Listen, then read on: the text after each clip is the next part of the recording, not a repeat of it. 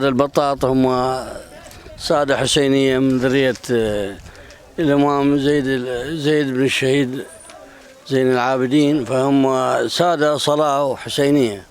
فهاي الوظائف استورثوها من سلام الله عليه وسلم عليه الإمام الحسن كريم أهل البيت، فهي هاي وراثة عندهم، فخذوها السادة طريقة. والسادة ما يتقارب 20 وظيفة 30 وظيفة السادة البطاط عندهم لا يزال بالعراق، وهم دوم يتحلون وحالين مشاكل الناس بصورة عامة بها، تنحل يجون الناس يصالحونهم وياكلون ويشربونهم ويحلون مشكلتهم، لا أرادوا فصلوا يمشون وياهم يحلون المشكلة ويجون.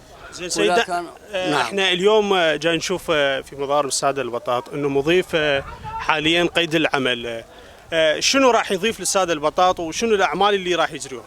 هم أساسهم وعنوانهم وظائف دوم، فهذا تراث عربي فالسادة محتفظين به ومحافظين عليه، عندهم بيوت بالولايات والمدينة، بس هم يحبون هاي التراث العربي ملتزمين بالمحتوى العربي. وهي هاي كانت أول ما جت الإسلام كانت قارب سفينة، تعرف أنت تجي البواخر، فإنه قلبوها بزمان السومريين أعتقد، فسووها العرب لصلاة مضيف عربي.